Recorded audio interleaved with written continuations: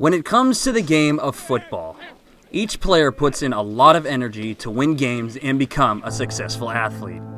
For Jack Stewartson, his road to success was hit with an obstacle which almost prevented him from ever playing football. When Jack was in 8th grade, his health began deteriorating. At one point in the season, I was the fastest kid on the team, and then I was finishing last in sprints at the end of practice. And I was like giving my hardest, and I was in last place, which didn't make sense. Jack went in for a physical, and doctors found nothing abnormal with his health. But he was constantly sick, causing him to lose 25 pounds in 4 weeks. I just got tired, and I started to not feel well, and then I started to sleep like all day. It just like progressively just got worse and worse. What made it bad is when I wouldn't have noticed that I would throw up just like out of the blue. And then like the next day I'd like feel that I'm perfectly fine. After visiting 4 different doctors in 1 month, Jack was diagnosed with Graves' disease. His thyroid couldn't keep up with the amount of hormones his body was producing. I was worried that they told me maybe I'd never be able to play sport again. They told me, I thought I did not want to have surgery. I ended up having surgery. That was probably, in the moment, the scariest thing because I'm so scared of surgery and all that. Probably the scariest time of my life. I think having 2 other kids, him being our baby, you think about somebody ever getting sick in your family, you just don't think it's going to be one of your kids. And when we sat down with the doctor and they asked the questions and said, hey, we think this is what's wrong with him, and he looked at me and he said, Dad, do I have cancer? And I didn't know the answer to that question. And we didn't know at the time, so it was really scary.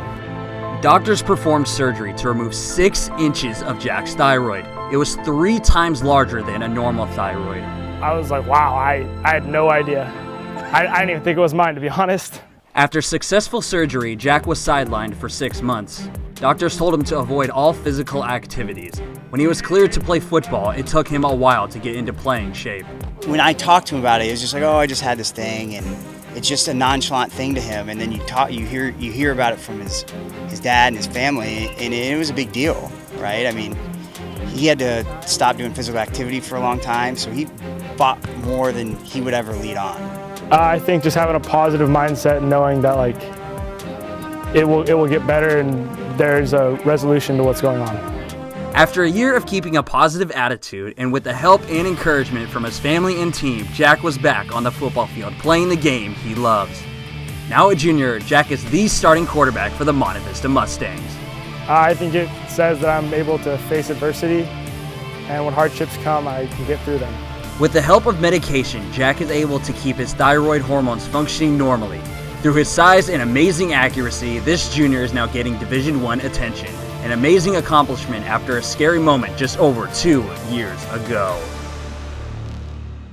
Tonight, the top 2 teams in the Diablo Foothill League will go head-to-head as College Park hosts Camp Alindo. Earlier this season, the Falcons fell short to the Cougars 71-67, but look to keep themselves in the hunt for a league title, with Zion Poland and Diego Paredes leading the way here tonight.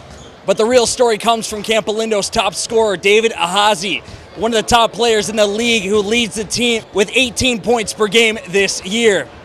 The Falcons look to take down the first-place Cougars in tonight's block instruction blockbuster game. Tonight we have a classic battle between 2 powerhouse squads, with Clayton Valley hosting Camp Alindo. Junior Grant Harper will be leading the Cougars on offense, who took over the quarterback position this year and has been phenomenal with over 1,300 yards passing while throwing 20 touchdowns this season. But all eyes are on the Sumter brothers, with Logan at quarterback and Carson in the backfield, both offensive threats who led Clayton Valley to over 3,000 all-purpose yards as a team this year. The battle for first place is on the line in this week's block instruction blockbuster game! With the postseason around the corner, both teams look to finish off the regular season strong in this classic crosstown rivalry. And tonight is a big game for San Ramon Valley because they will be fighting for a playoff spot. QB Brandon Camisa will be leading the Wolves on offense here tonight to looking to defeat these red-hot Mustangs. But all season long, Jack Stewartson has been one of the best by leading the league in passing yards and touchdowns thrown, making him a strong contender for MVP of the East Bay League. It's 2 dynamic quarterbacks looking to lead their team to victory in this week's block instruction blockbuster game. All roads lead to this, with Freedom and San Ramon Valley battling it out for the NCS Division I championship. The Wolves enter the playoffs as the 4th seed and come in tonight having won 6 of their last 8 games and look to take home their first sectional championship in 11 years. Although Freedom returns to the sectional championship for their 3rd straight year, these Falcons are even more hungry to take home their first title in school history. It all comes down to this for tonight's Block Construction Blockbuster game. This was the Fog Bowl because that's how the weather was all night, but that didn't bother either team. Jacob Hyman runs this in for 6 as SRV strikes first. The Grizzlies would climb right back, and it's Savion Campbell with the buzzer beater. It's good. Game is tied at 19 all.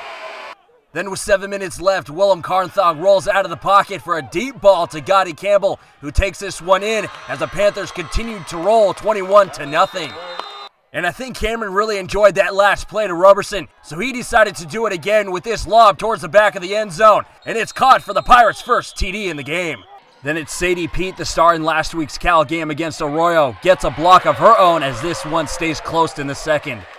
The Alceteros kept rolling through with some nice teamwork here. Daraj Shashali with a through ball to Sal Carapia, and Roberto Gutierrez is there to score. This offense will take off later in this inning for Keith Jones with a swing and a drive, hit deep to right field, and it's out of here. A 3-run homer for Keith, and his teammates are loving this one. Last chance for Liberty in the final inning of play. Riley Bosler corks this one with a drive to right. Oh, get that tape measure out. This one curves just inside the foul pole for a 2-run shot. Moving ahead into the 7th, and Nick Belair's has been on fire. He'll get 1, 2, and 3 straight strikeouts to end the game. Belair's for Cy Young Award.